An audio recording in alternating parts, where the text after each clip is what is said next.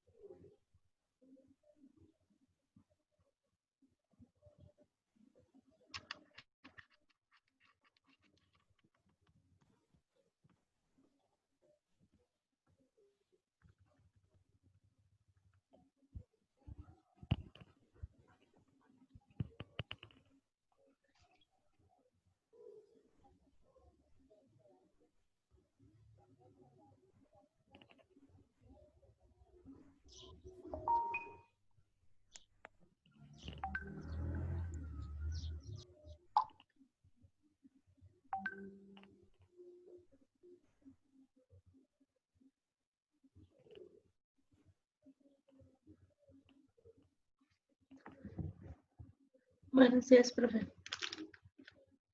Hola, buenos días a todos.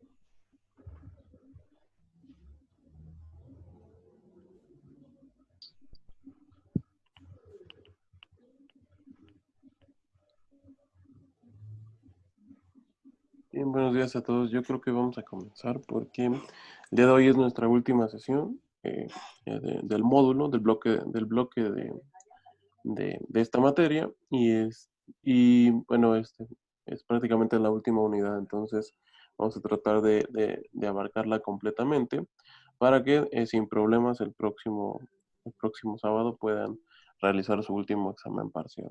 Entonces, si alguien más se va incorporando, ya lo iremos incorporando. Déjenme compartirles.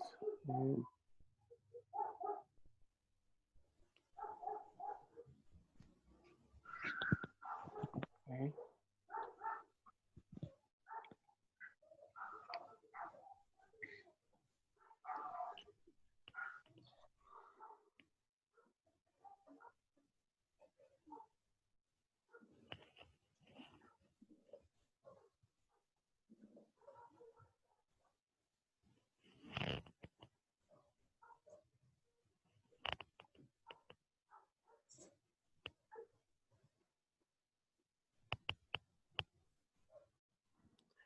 Bien, entonces el día de hoy vamos a revisar la última unidad de nuestro bloque referente a la economía internacional y el comercio exterior, perdón.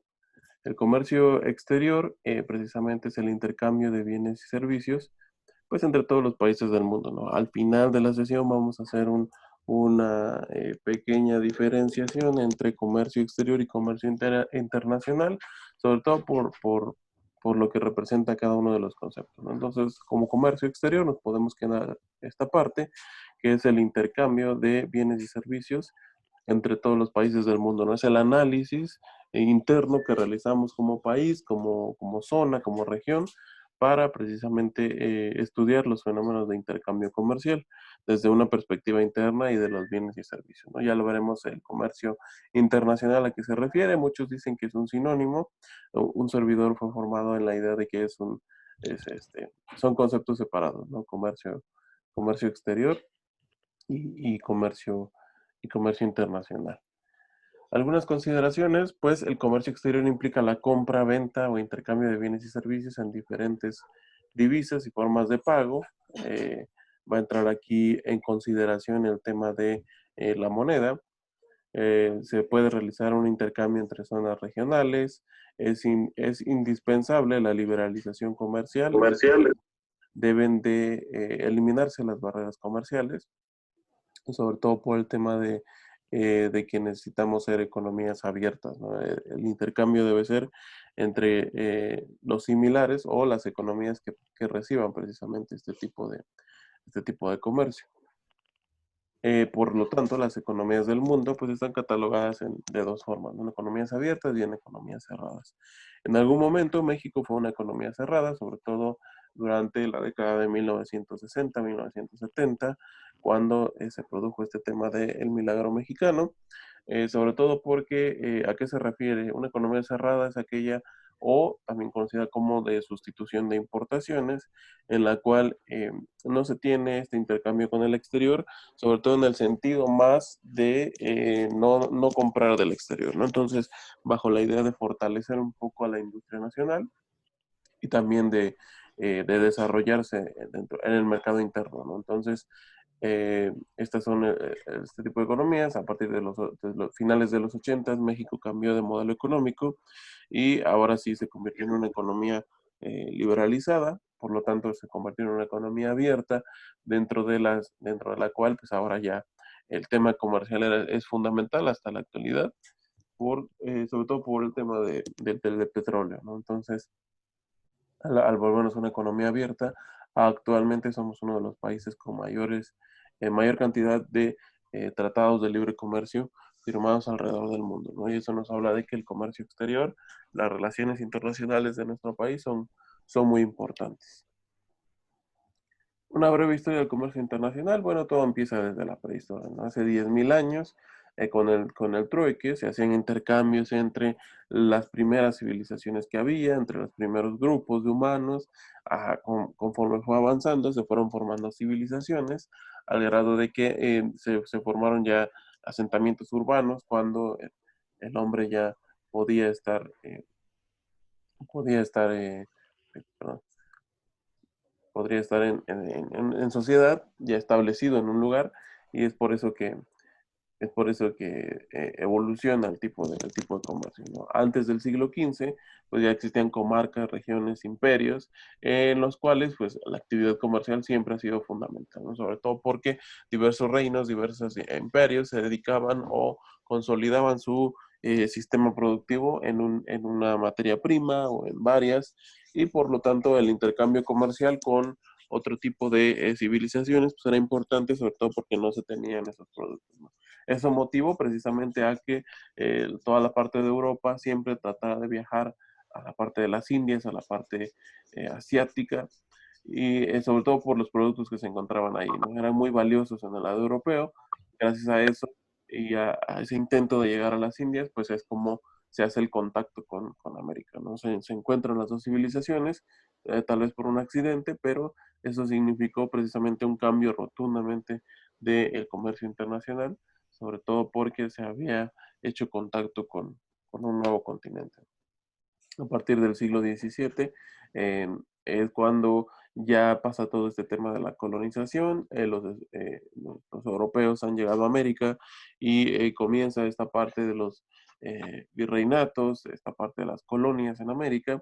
Se funda la Compañía de las Indias, una de las primeras organizaciones a nivel mundial que organizaban el comercio, a partir precisamente de este contacto que se tuvo con América, ¿no? Y es por eso que tiene una importancia mundial, dado que es el preámbulo, es la primera institución encargada precisamente de desarrollar o de cuidar el tema del comercio internacional.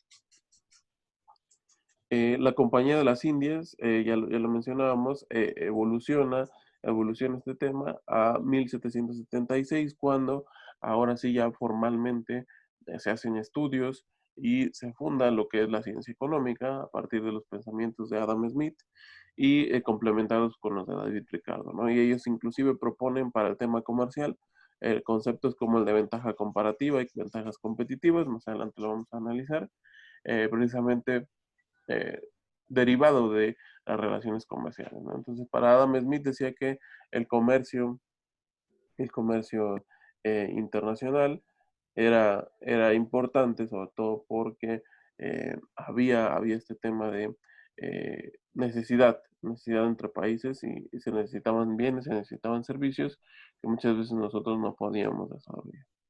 Finalmente, en el siglo XX, con todo el tema del desarrollo tecnológico, el tema del intercambio comercial, el tema de las tecnologías, de toda la logística que se tiene ahora para poder desarrollar el tema del comercio internacional, pues fue siendo cada vez más importante, ¿no? Hasta llegar a nuestros días. Esto fue una breve explicación de cómo es que ha ido evolucionando. Obviamente, pues son siglos de análisis en los cuales el comercio internacional pues ha ido tomando mucha fuerza hasta llegar al punto en el que ahora desde la comodidad de nuestra casa, a través de nuestra computadora, podamos ordenar cualquier tipo de producto que queramos alrededor del mundo, ¿no? Entonces, estamos ahora de la importancia y de la gran evolución que ha tenido el comercio internacional.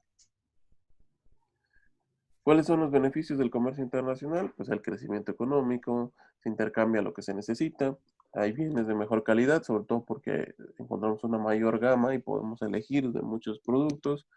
Las fuentes de energía también es una manera en la que se puede ver el hecho de que existen renovables y no renovables y todo este tema del comercio, claro que va a intervenir con el tema del desarrollo energético, ¿no? Sobre todo en el caso de nuestro país, que el petróleo representa una parte fundamental del comercio exterior.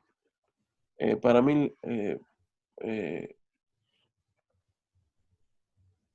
para 1970, perdón, hay un error de símbolo, 1970, eh, surge la Organización de los Países Exportadores de Petróleo, la OPEP, y eso va a hacer un parteaguas incluso para nuestro país y para el resto del mundo, ¿no? Es ahora como comienza este tema de la regulación, este tema diplomático, este tema político en el comercio exterior, que prácticamente son las características al momento de analizar el comercio internacional, ¿no? Sobre todo porque aquí entran en juego muchos factores sociales, muchos factores que se desarrollan a partir precisamente eh, del tema diplomático, el tema de los políticos, ¿no? Entonces, la OPEP como tal controla ahora el precio del petróleo y incluso la producción de petróleo, y es por eso que hemos tenido una serie de problemas a partir de 1970, sobre todo con la cuestión de los energéticos, ¿no?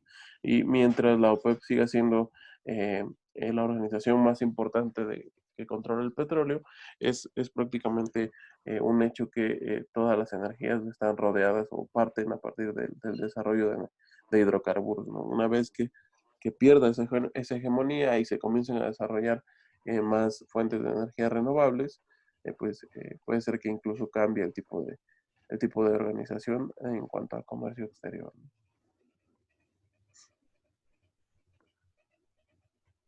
Bien, vamos a hablar ahora de los países desarrollados como tal. eh,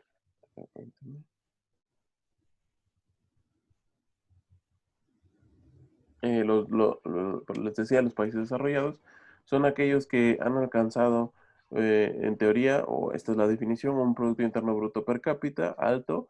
Ya revisamos esta parte, ya dijimos en su momento qué es el Producto Interno Bruto, es medir en un tiempo determinado el nivel de producción de un país, de una región, de una zona, y per cápita se refiere precisamente a por habitante, ¿no? Entonces, tal cual, el tema de el tema de los países desarrollados tiene que ver precisamente con que el nivel de producción por habitante debe de ser alto precisamente para definirlos así. Y obviamente debe de tener buenos indicadores de bienestar. Algunas de sus características es que tienen una infraestructura pública muy buena, tienen poca desigualdad y bajo desempleo. Esto es debatible, ¿no? Muchas veces sí existe desigualdad, el que por ejemplo, grandes países, grandes potencias económicas, sobre todo medidos por el PIB per cápita, eh, se consoliden dentro del mapa mundial. Eso no quiere decir que en su población no exista la población vulnerable, ¿no? Entonces, es un poco debatible, pero bueno, en teoría así debería de ser, ¿no? Debe existir poca desigualdad y bajo desempleo, alto nivel de desarrollo industrial, eso sin duda, son unos de los países, los considerados desarrollados, los que prácticamente mueven todo el tema de los bienes y servicios, ¿no? Acceso a la educación y poca analfabetización, sobre todo porque ellos en algún momento decidieron o por las condiciones de mercado han decidido formarse en capital humano, dejarle la producción de materias primas a economías en vías de desarrollo o subdesarrolladas. También está la estabilidad social, deben de tener una estabilidad dentro de su sociedad, sobre todo en cuestiones de justicia, en temas de acceso a todos estos servicios, de infraestructura pública, y más adelante vamos a ver una lista de los países considerados desarrollados y vamos a ver que este tema de la estabilidad social es fundamental. Altos ingresos de PIB per cápita debe de ser superior a $12,000 anuales, esto es fundamental, ¿no? Es una medida para el tema de los países desarrollados, sobre todo cuantitativamente, ¿no? Viéndolo desde el punto de vista del ingreso.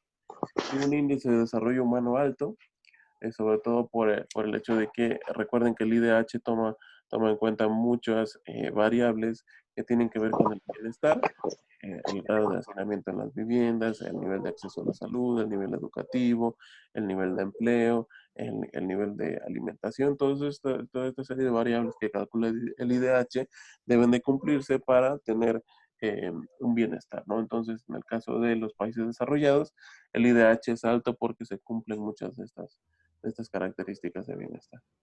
Y problemas de desigualdad, eso ya lo decíamos en su momento, eh, no dejan de existir, ¿no? Entonces, en el caso de los países desarrollados, incluso se presentan de una forma más severa el hecho de que existen muchas personas ricas y, perdón, muchas personas pobres y muy poquitas que concentran toda la riqueza de esas naciones, ¿no? Entonces, ese sí sigue siendo uno de los problemas de los países desarrollados.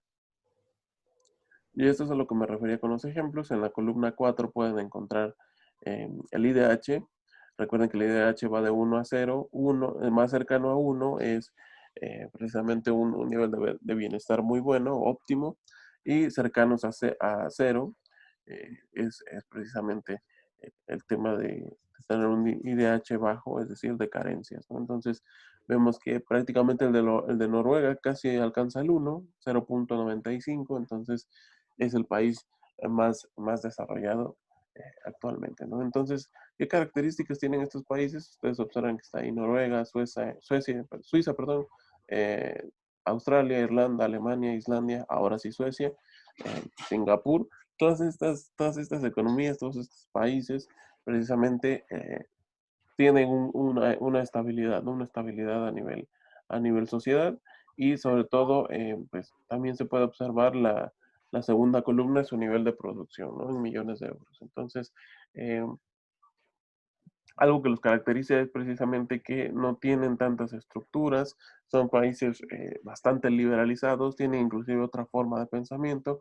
lo hemos visto incluso en la pandemia. Suecia ha sido muy criticado por el tema de que no hizo restricciones a sus habitantes, sin embargo me parece que su sistema funcionó, aunque pues hay unos problemas como en todo el mundo, pero eh, pues no deja de ser otra forma de organizarse, ¿no? Entonces esa es la característica principal de estos países, de los considerados más desarrollados, sobre todo que encuentran o se ven influenciados por otro tipo de mecanismos diferentes a los que marca comúnmente la agenda, ¿no? Entonces, eso es lo importante dentro de estos países. Estados Unidos y Canadá, incluso Inglaterra, pues están un poquito más abajo, sobre todo porque en estos países, aunque económicamente son muy poderosos, tienen diversos problemas con indicadores de bienestar, ¿no? Entonces, esa es la diferencia. Ahora, por su contraparte, el tema de los países subdesarrollados, pues su definición es que tienen un nivel de PIB per cápita bajo, es todo lo contrario a los países desarrollados, presentan impedimentos estructurales para el crecimiento económico sostenido, sí, ¿no? Sobre todo a nivel político, a nivel social, por eso es que en nuestro país inclusive fue tan sonado el tema de las reformas a nivel constitucional, por este hecho, ¿no? Se trata de dar ese impulso para precisamente avanzar peldaños dentro del desarrollo. Muestran además elevados índices de desigualdad y corrupción. Es un factor que afecta precisamente, por ejemplo, el caso de Latinoamérica, desde México hasta Argentina, todo este tema de la desigualdad se hace muy presente, además de los temas de corrupción, ¿no? Son latentes. ¿Cuáles son sus características? Son propensos a los shocks externos, es decir, todo lo que pasa alrededor del mundo con las grandes potencias, por supuesto que les va a afectar e inclusive en mayor medida.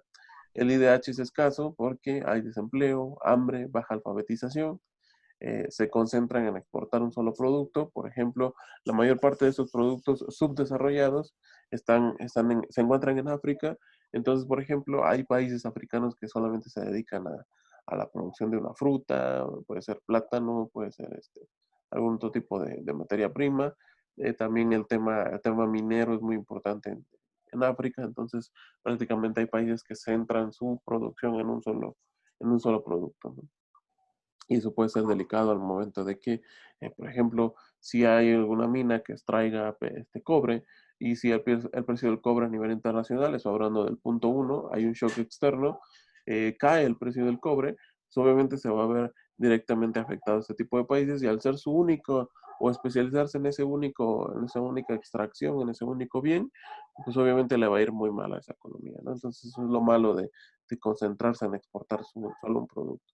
El talento humano es débil, sobre todo porque los niveles educativos son muy bajos, no hay una formación profesional, entonces del talento humano pues es algo que queda en la debe. Y la ONU los clasifica como LDCs, en algún momento lo van a encontrar esa terminología, Less Developed Countries, entonces eh, países menos desarrollados o para cuidar este tema de que ahora debemos de ser moralmente más correctos al momento de expresarnos, pues es subdesarrollados, ¿no? Cuando antes se conocía como países ricos o pobres, ¿no? Bueno, solamente es ahí la terminología.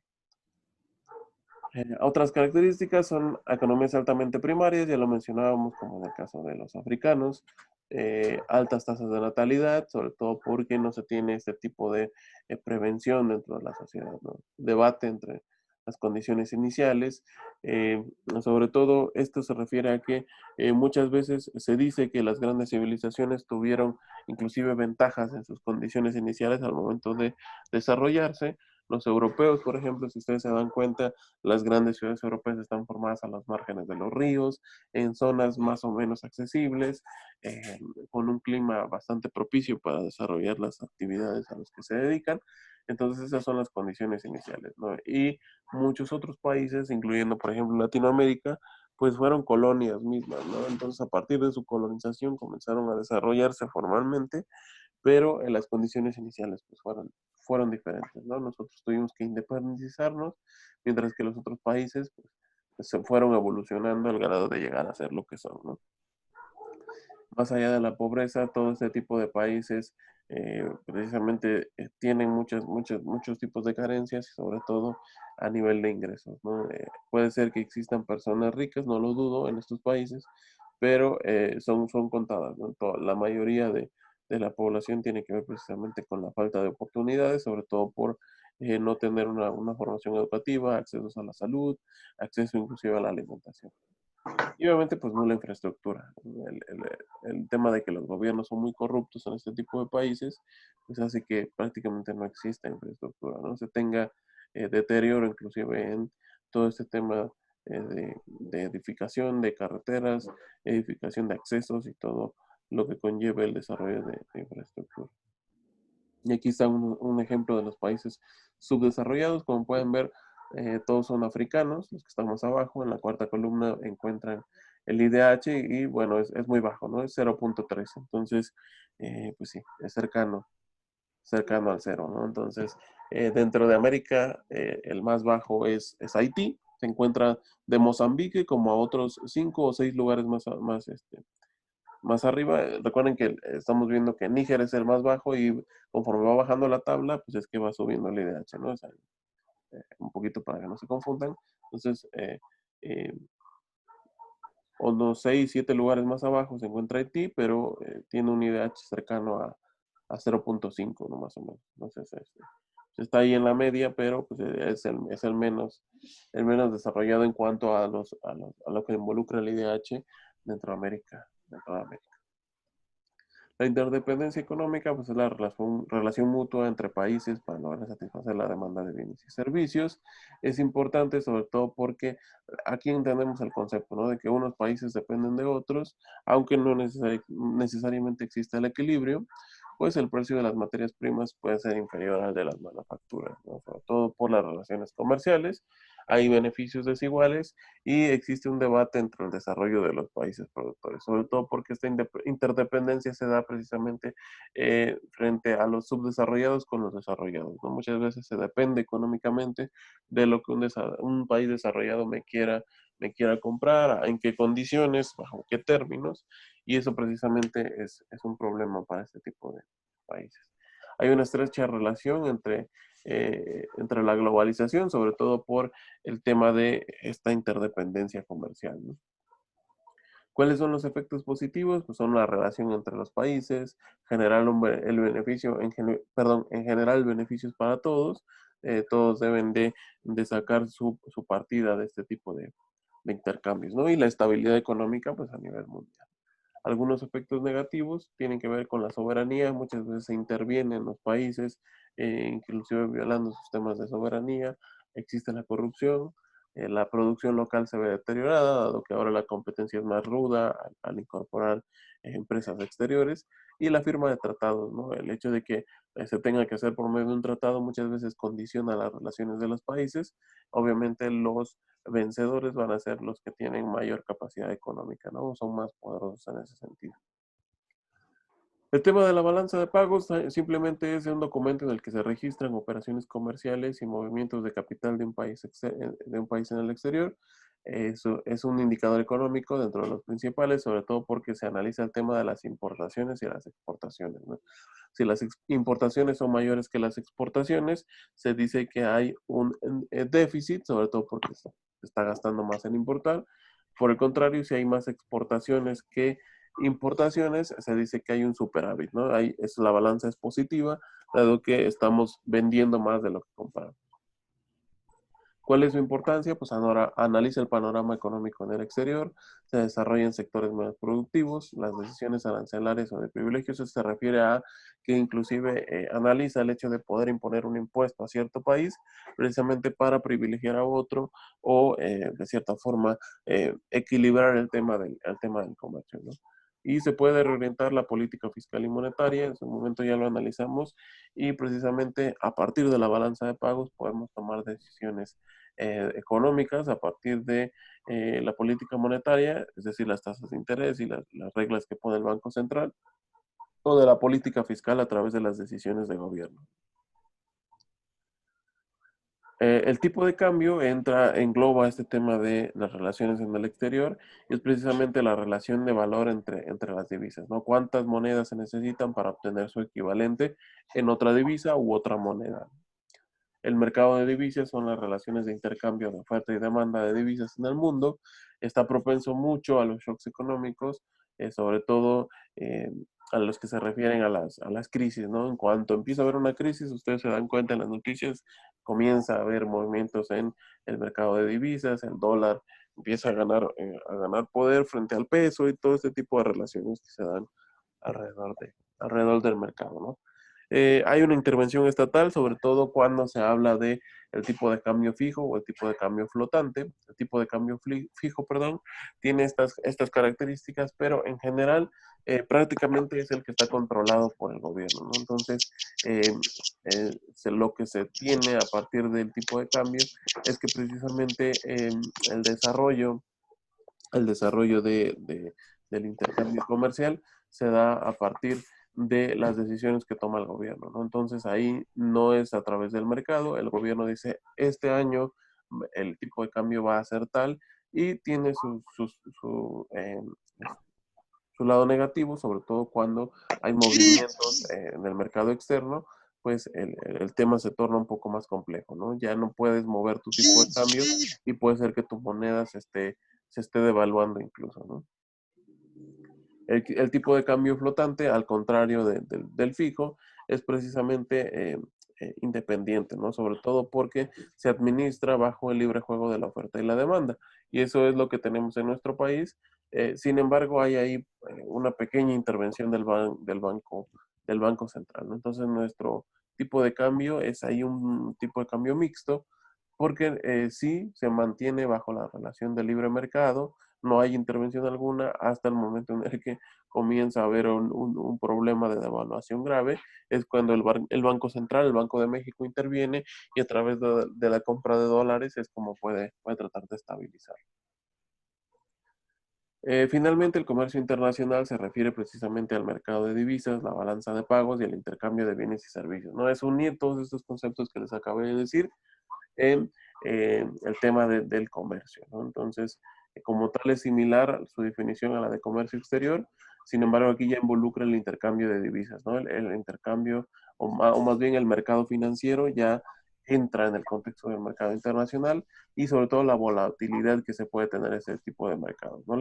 Hablábamos de la OPEP y esto es importante en el análisis del comercio internacional, sobre todo porque ahí ya no nada más vamos a hablar de el intercambio con el comercio exterior, el intercambio de bienes y servicios, el análisis de cuánto entra, cuánto sale dentro de nuestro país, sino que ahora vamos a tomar en cuenta todo este tipo de indicadores que tienen que ver con el intercambio de divisas, cuánto se cotiza nuestra moneda frente a la de otro país y la volatilidad que puede haber en los mercados a partir de las relaciones diplomáticas.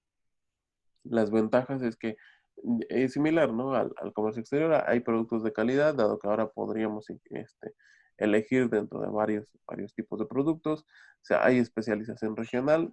Los países deciden especializarse en ciertas materias primas o ciertas actividades y se diversifica el riesgo, ¿no? Puede ser beneficioso o malo, sobre todo por el tema de que es impredecible la forma en cómo se va a llevar a cabo el mercado internacional. ¿Cuáles son sus principales diferencias? Pues que algunos no los consideramos, bueno, algunos los consideran sinónimos, algunos otros no. Tiene que ver precisamente con la totalidad de las transacciones comerciales y la perspectiva que se tenga del mercado, ¿no? Además de que el comercio exterior, pues es de un análisis interno, se les mencionaba al principio, es nada más analizar el hecho del intercambio de bienes y servicios frente al país externo, mientras que el comercio internacional, pues ya tiene que tomar en cuenta otro tipo de factores como los mercados internacionales, los mercados de divisas y, como les mencionaba, las relaciones diplomáticas, sobre todo con la formación de organizaciones como la OPEP en ese momento. Finalmente, el sistema monetario internacional es el conjunto de normas, acuerdos, instituciones que regulan estas transacciones financieras entre los países y esto va a ser muy importante porque precisamente crea un marco común, ¿no? Sobre todo en el tema de la convertibilidad de divisas, la liquidez, es decir, la cantidad de activos financieros que se van a manejar alrededor del mundo y los medios de pago internacionales son aceptados, ¿no? Sobre todo el sistema monetario internacional le da esa credibilidad a los países de adquirir deuda o de desarrollar otro tipo de mecanismos que tengan que ver precisamente con el intercambio comercial, el intercambio monetario. Algunas instituciones que conforman el sistema monetario a nivel internacional, dependiendo de su aplicación, a nivel internacional es el Fondo Monetario Internacional, FMI, el Banco Mundial, ahí están sus siglas, y el Banco de Pagos Internacionales. Entonces, estos organismos actúan de manera internacional para favorecer los intercambios comerciales, para custodiar todo el tema comercial. Y a nivel regional, por ejemplo, en América encontramos el Banco Interamericano de Desarrollo, en Europa el tema de la Unión Europea es como tal una institución que se centraliza en cuanto a los países europeos y la Organización para la Cooperación y el Desarrollo Económico se considera regional porque toma de las regiones a los países considerados más desarrollados, ¿no? En el caso de México está incluido en la OCDE junto con Chile. Y bien, eso sería precisamente lo que tendríamos que revisar de la última unidad. Si alguien tiene algún comentario al respecto, lo puede hacer. De cualquier manera, la presentación ustedes la van a encontrar en, aquí en la plataforma. Si tienen alguna duda, lo pueden revisar y me lo pueden escribir. Nos fuimos un poquito más rápido, dado que ya va a terminar el tiempo de la sesión de Zoom. Pero cualquier duda me lo pueden hacer saber. No quedaría más que se dirijan a su cuestionario, lo resuelvan y nos vemos el próximo sábado para realizar su última evaluación parcial. Entonces, espero que haya quedado claro. Si tienen alguna duda, me pueden escribir y lo revisamos. Mucho gusto. De acuerdo, profe. Perfecto. Ok, gracias. Sí, profe. Entonces, por favor, realicen su cuestionario y nos vemos de aquí a 8 días. Cuídense Ok. mucho. Gracias.